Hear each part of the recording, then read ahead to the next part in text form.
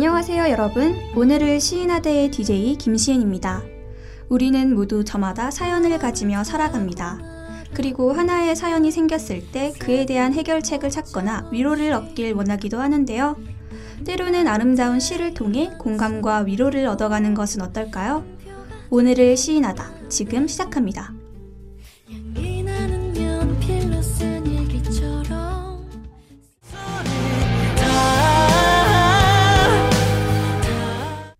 새로운 학기가 시작된 요즘, 여러분은 어떻게 지내고 있나요? 새 학기를 맞아 학교에 적응하랴, 시간표 맞추랴, 바쁘게 지내시는 분들이나 여러 알바와 대외 활동으로 보람차게 보낼 준비를 하는 분들, 아니면 벌써부터 학교 가는 게 너무 귀찮아 모든 것이 마냥 힘들게만 느껴지는 분들 등 모두가 가지각색으로 다양하게 새 학기를 맞이하고 있을 거라 생각이 듭니다. 하지만 이렇게 각자가 다르게 시작하는 새 학기라 할지라도 그 앞에 모두가 공통적으로 가지게 되는 것이 있다면 그건 바로 감정정리에 관한 고민이 아닐까요? 무언가 새로운 것을 시작할 땐 그에 맞는 새로운 감정도 따라오기 마련인데요. 때로는 그것이 나의 감정임에도 내 마음대로 조정하거나 적절하게 유지하는 게 벅차고 힘들 때도 있더라고요. 특히나 새롭고 낯선 일상만 잔뜩 펼쳐지는 요즘 같은 새학기엔 감정의 정리가 어렵게만 느껴집니다. 여러 일에 바쁘게 이끌려 다니다 보면 어느새 몸도 마음도 지치고 힘들어지더라고요. 그래서 오늘을 시인하다의 DJ인 제가 그런 여러분들을 위해 위로가 될 만한 시를 하나 소개해드리려고 준비했답니다. 안희연 시인의 몫이라는 시인데요. 감정의 정리와 체념에 관한 시여서 그런지 이리저리 혼란스러운 일이 많을 여러분들에게 도움이 될 수 있을 것 같더라고요. 그럼 바로 읽어드릴게요. 목 안희연. 앞니가 부러지는 꿈을 꿨어. 이가 상하는 꿈은 100이면 100 흉몽이라던데. 이제는 호들갑 떨지 않는다. 몫이었겠지 생각한다. 몫이라는 말을 처음부터 사랑했던 것은 아니야. 악어처럼 나를 물고 한참을 놓아주지 않았지. 모든 걸 원점으로 되돌리는 말이잖아. 다른 방도는 없다는 듯이 어디 한번 달아나 보라는 듯이. 이런 장면이 겹쳐지기도 했어.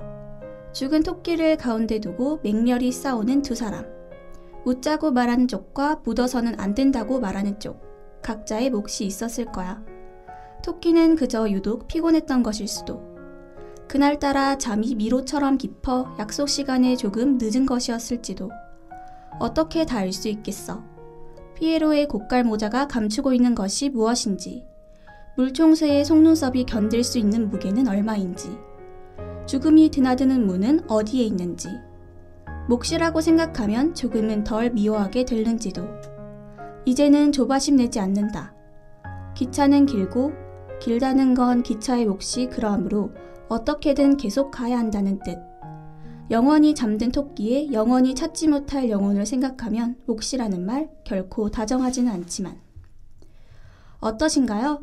이렇게 시를 한 편 감상하고 나니 잠깐 생각에 잠기게 되시지 않나요? 시라는 건 참 짧은 그림에도 그 글 안에 많은 생각을 하게 만드는 문학인 것 같아요. 그럼 우리 잠시 많아진 생각도 정리할 겸 노래 한 곡 듣고 오면서 쉬어가는 시간을 가질까요?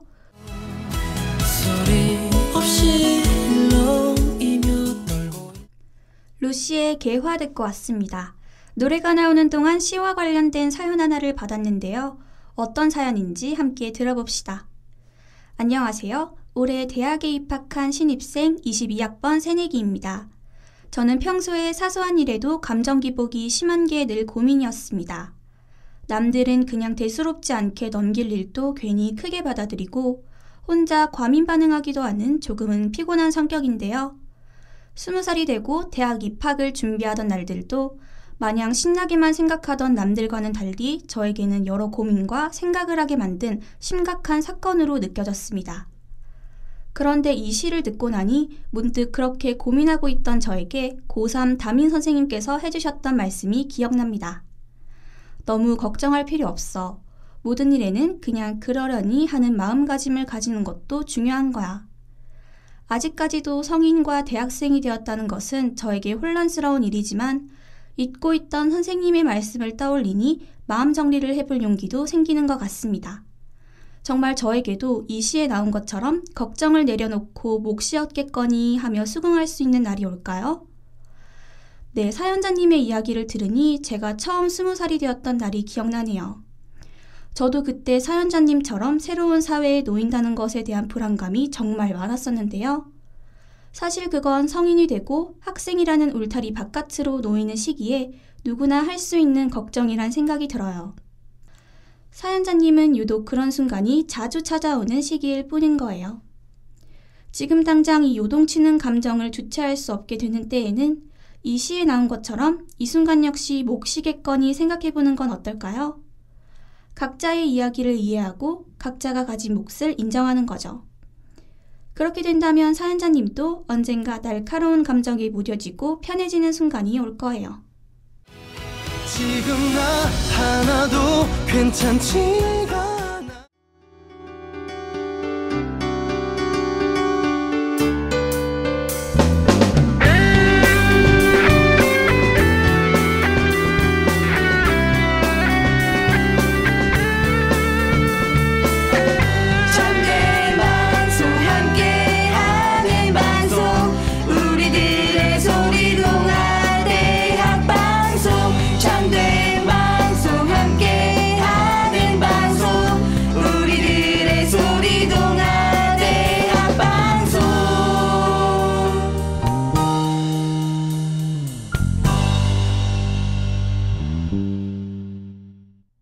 (0207님께서) 이렇게 댓글 남겨주셨어요. 저도 이 시를 읽고 생각이 참 많아지네요. 저는 감정 기복이 심한 게 고민인데요. 제 감정인데도 불구하고 이걸 스스로 조정하기는커녕 오히려 제가 이리저리 감정에 끌려다니게 되더라고요. 맞아요. 사실 본인의 감정을 스스로 조정하는 건 정말 어렵죠. 정말 중요한 건 이 시에 나온 대로 조바심 내지 않는 것인 거 아닐까요? 왜 내 감정을 내가 컨트롤할 수 없을까 하며 불안해하지 말고 천천히 기다리며 수긍하는 것이 감정 정리의 시작이 아닐까 생각이 드네요.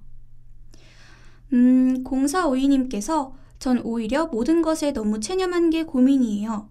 이 시가 어쩐지 제 상황과 비슷한 것 같아서 공감되네요. 라고 남겨주셨어요. 네, 사실 주변 상황에 수긍하지 못하고 전전긍긍하는 분들이 대다수여서 그렇지 오히려 너무 체념하신 분들도 그분들 나름대로 고민이라고 하더라고요. 여기에서도 마지막에 몫이라는 말 결코 다정하지는 않지만 이라는 구절이 나오잖아요. 실은 몫이 없겠거니 생각하는 게 마음의 평안과 정리를 주긴 하지만 또 다른 말로는 어찌할 방도가 없다는 변명의 뜻이 될 수도 있거든요. 주변 상황에 집착하고 전전긍긍하는 것이 어쩌면 자신의 삶에 그만큼 애정이 있다는 반증 아닐까요? 감정을 정리한다는 것이 너무 모든 것에 체념하고 다 내려놓아라 라는 뜻은 또 아니니까 적당히 각자의 몫을 인정하고 이해하며 천천히 마음속을 정돈하는 게 좋을 것 같아요. 휴, 사실 이렇든 저렇든 자신의 감정과 마음을 정리한다는 건 참 어려운 일인 것 같네요. 우리 아무래도 진지한 얘기를 계속 하다 보니 머릿속이 너무 복잡해진 것 같은데 잠시 노래 들으며 쉬어갈까요? FX All Mine.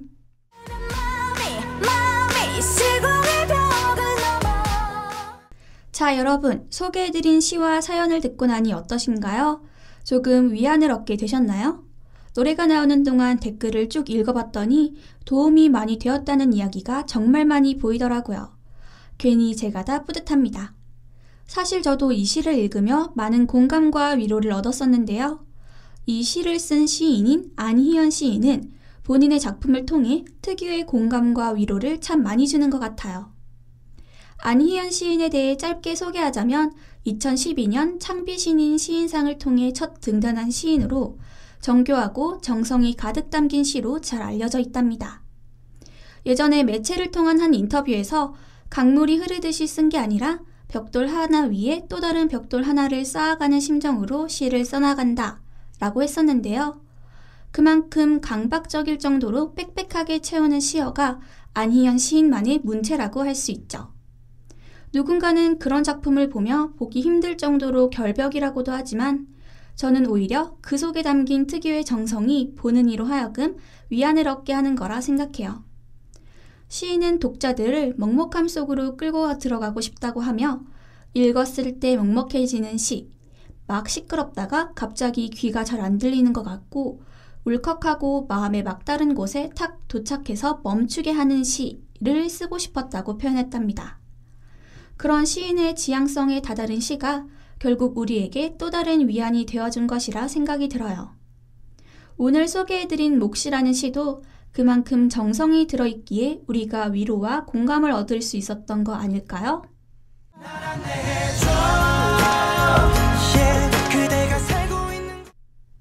혹시 안희연 시인의 소개를 듣고 나니 시인의 더 많은 작품을 찾아보고 싶어진 분들 계신가요? 그렇다면 제가 시집 하나를 소개해드리도록 하겠습니다. 안희연 시인은 특유의 위로와 정성이 담긴 시로 알려져 있다고 했었는데요. 시인의 첫 시집인 너의 슬픔이 끼어들 때에서도 이런 위안의 생각을 품게 만드는 많은 시들을 찾아볼 수 있답니다. 저는 특히 그 중에서도 백색공간이라는 시를 좋아하는데요. 자신의 감정에 대해 깊게 생각해 볼 수 있는 작품이더라고요. 백색의 의미와 내면의 감정에 대해 깊게 생각하며 읽으면 참 좋을 것 같은 시랍니다. 참고로 시인은 백색에 대해 어둠마저 다 빨아들인 색이라고 표현했었는데요. 침묵에 가장 가까운 설원이나 창문마저 없는 흰방 같은 고요의 마음가짐을 표현한 것이라고 해요. 아무것도 없는 흰방에 다다르고 싶다는 열망, 마음속의 소우주를 지향하고 싶은 이야기 등을 표현한 작품이니 혹시라도 관심이 있으신 분들은 찾아보셔도 좋을 것 같아요. 그럼 시 백색공간 중 한 구절을 소개해드리며 오늘의 라디오 마무리하도록 하겠습니다. 밤, 나는 눈 뜨면 끊어질 것 같은 그네를 타고 1초에 하나씩 새로운 옆을 만든다.